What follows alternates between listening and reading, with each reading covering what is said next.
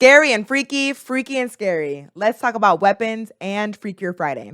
So we're gonna start with weapons. It's gonna be a spoiler review, okay, guys? So this movie was actually a lot better than I thought it was gonna be. I think that in the recent years, when it comes to horror movies, I think in this industry we've gotten better with telling an actual story as well as scaring us instead of just being like, oh, how can we scare the audience as much as possible? I think about Talk to Me and I think about this movie. So with this one, it's about how 17 students in one classroom go missing at 2:17 a.m. except for one child that is left to be fine to go to school. And in this story we're just trying to figure out why. And each character, for the people that are like, oh well, I feel like some of the characters in this movie were wasted. I feel like every character had a meaningful purpose to this, because this story was a commentary on the justice system and kids going missing, school shootings, just any crime that happens. How sometimes if there's not enough evidence, the system will fail people, and for things to get solved, it will have to rely on the just civilians, not even the police. We'll have to rely on civilians like the teacher in this story and the parent in this story. So the teacher represented, which I really identified with the teacher a little bit, because she just wanted to make sure her students were okay, and she couldn't because she was not a parent. She was just a teacher. And a lot of the times teachers have to remember that you are not the parent. You are just the teacher. You're there to teach, and it doesn't matter how much you love these kids and how much you care about them. You cannot cross that boundary. And with the student that didn't get abducted, she just wanted to make sure he was okay. And so yes, there was times where she was crossing the line, like following him home and wanting to know his home situation. And she even went to the principal, which we'll talk about the principal as well. She was going to the principal being like, hey, I feel like his home situation isn't okay. Can you look into it? Can you do a wellness check? And the principal was just kind of like, I don't know.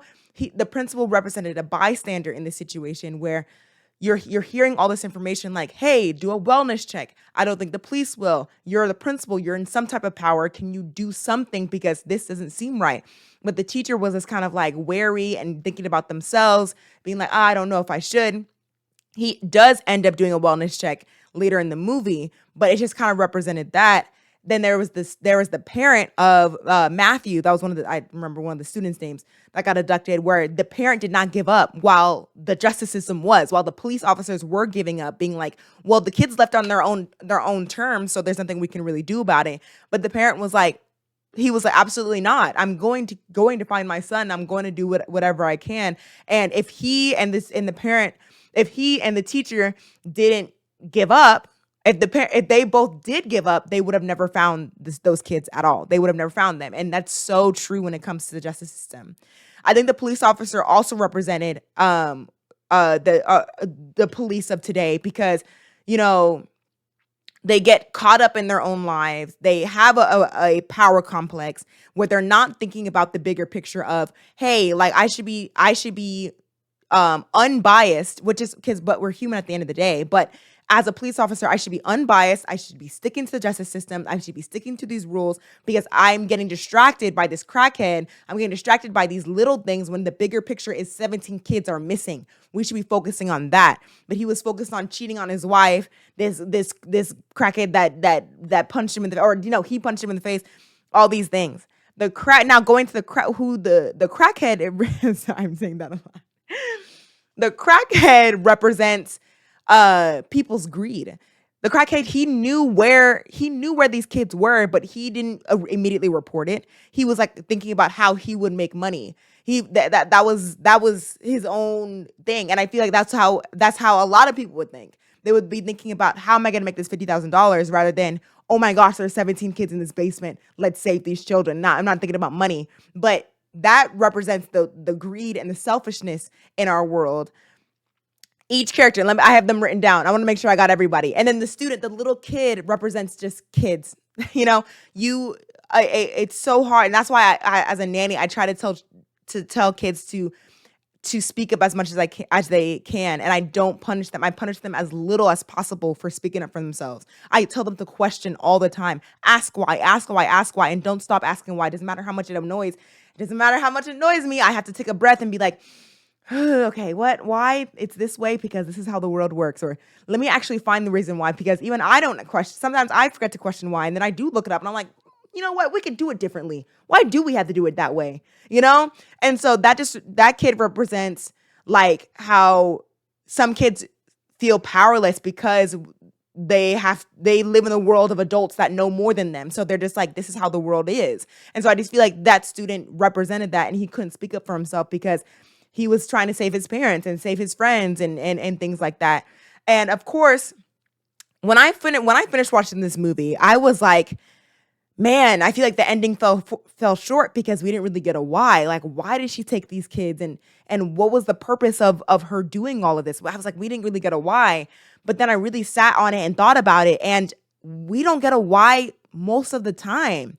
When we think about school shootings, like I think about like you know, school shootings with the kindergartners, or like kids getting abducted, and you ask, why did you do this? What was the purpose? Why? There was no reason to go this far, and they can never give you an answer. You never do get an answer. And I'm like, man, that did represent that why did she take those kids? Like, what was the point? And then I do want to also get into what the police officer said, being like, well, the kids left on their own accord at 217. We can't do anything about it. Nobody took them out those houses. And I feel like the kids leaving on their own accord was a representation of grooming, about how, adults will groom a child to come over to their place, or to stay later at school, or to do certain things. And so the kids, so on an outside perspective, it's seen as, oh, a kid is they're doing it on their own accord. They're doing it on their own, they wanted to do that. But it was like, no, they did not. They were groomed over years or months to do that. And I feel like that's what them leaving was, that representation, because then on the outside, yeah, they left. They chose to leave. And I was like, no, they didn't. They didn't really choose to leave. They were manipulated to leave. I thought that was beautiful. I think that this movie represented so many different things, and you can't just watch the surface level. You have to really dive deep into this movie and watch it a few times. I can't wait till it comes to streaming, because I don't know if I can watch it again in theaters. It is scary. It has its jump scares. But even without the jump scares, this movie would be great, because it has so many different layers. And the witch just represents an insane person, just an insane person that you can't, they don't have an explanation. They're just terrible people. So the ending is, because again, this is spoiler. So the ending is where the little boy is the one to save the day, and he has it where the 17 kids go after the witch and pull her apart and literally rip her to shreds. And I thought what was interesting in this was, when the witch died, the kids were free from her spell. And they didn't just have it where the kids were just back to being kids again and smiling and crying and crying and being like, where's my parents? No, they were numb. They were numb. And I think that, again, represents trauma, and how terrible, like, what happened was absolutely terrible to them. And they're not just gonna be able to snap out of it so easily. Yes, the dad was able to snap out of it easier because he wasn't in it as long as they were. They were in that basement for a month. So once they finally snapped out of it, they were just like, are we really free? Because they were standing over her body like, is this it? Because it can be like that sometimes. Are we free? Like, am I able to leave now? Like, am I okay? That's why Stockholm syndrome is another thing. I can get into this movie. I can dive deep into this movie. That's when you sit on it, you know what I mean? So yeah, that ending represented just being numb after trauma. And even the little girl, you heard the voiceover, after a few months, the kids started talking again, or some kids just never spoke again. His parents had to go, the little boys that saved the day, his parents had to go to a facility because they never were the same again. It was just, oh man, it was pretty sad. I give this movie, man, I think I give this movie, I think I give it an 8.5 out of 10. I actually, as a person that doesn't like horror that much, I actually wish there was more scary points.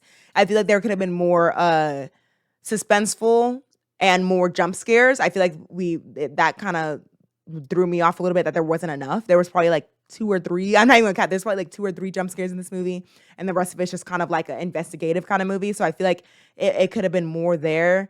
And I don't know. I feel like it was missing a little bit of something towards the end. I don't know exactly what, but as I sit on this movie longer, my review number keeps going up. So it was at an 8 out of 10. It's at an 8.5. I feel myself sitting on this more and getting, ooh, y'all YouTubers that do deep dives where it's like 2 hours long of dissecting the movie. Bring my score up to a 10. I can't wait to watch those. So yeah, let me know if you watched Weapons yet. So now getting into my review of Freakier Friday. Oh my gosh. To lighten the mood, let's talk about Freakier Friday. I loved this movie with a capital L. Oh my gosh, this movie was so good. It was so fun. Jamie Lee Curtis, Lindsay Lohan came back, and they came back just the same.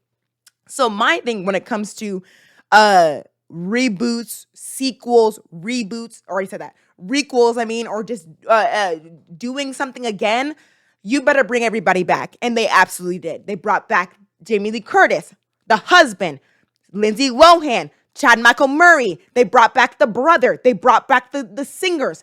Don't play with them with Freakier Friday. They brought everyone back because that's what made part 1 great. Don't bring a movie back and bring characters back if you can only bring back Lindsay Lohan, but you can't bring back anybody else. Why am I just make a whole new movie? Just make a new movie if you can't bring everyone back. If you're gonna do a sequel, bring everyone back or make a new movie. This movie was beautiful because Chad Michael Murray's character was still still in love with Tess, who was Jamie Lee Curtis, right? Still in love with her. He did not care about no Lindsay Lohan. He was like, huh? Anyways, I want your mom, right? So I loved that. Oh my gosh. Manny Jacinto. Oh my God. Manny Jacinto looks so good in this movie, y'all. Y'all thought he looked good in Star Wars? Y'all thought he looked good in The Good Place? No. This is where Manny Jacinto shined, okay? Because that little dance sequence that he did, yes. The teenagers did so well playing adults. It was so believable. The wine scene when they had the little wine in their hand, like doing a little sip, that was so cute. But to get into the movie, this movie is a shot for shot same movie as the first one, and I don't care. That is not a negative. That is an absolute plus. Because if it worked the first time, it's going to work again. And it absolutely worked again. Lindsay Lohan is getting married. Her daughter doesn't want her to get married. The daughter wants the daughter and her friend are trying to stop the marriage. They try to stop the marriage. They do end up, oh no, they do end up stopping the marriage. Wait, no, I don't want y'all to I do want you to get married now. Please get back together. They get back together. They sing a song at the end. Roll credits. And it's beautiful. It's funny. It's witty, it's riveting, it's amazing. Okay, I was on the edge of not on my edge of my seat. I had a big smile on my face the entire time because I could just tell they had fun on set, and that's how you know a good comedy is a good comedy when you can tell the actors like each other maybe and had fun on set. I highly recommend this movie. My review for this is way shorter than Weapons because there's not really much to dive deep into. You know what I mean? It's just that it's a fun movie. Go watch it. Like, go watch it to see Manny Jacinto, to go see beautiful Lindsay Lohan. They had a new, and you know what? I'll spoil the ending because I did like this ending. Because so Lindsay Lohan, this is when Lindsay Lohan's playing the daughter, and she's like, oh, you wrote this song because you miss your ex, Chad Michael Murray. And the mom is like, I did not write this song for Chad Michael Murray. I wrote this song for you. And so when you listen to the lyrics, it's about her baby and she's talking about her daughter. I like that. I like that the song was actually about her daughter. That was so sweet. And so they sing the song at the end on stage because, yes, of course, there's a stage. And so they sing the song and then they sing the original song from the original. They sing the original song from Freaky Friday.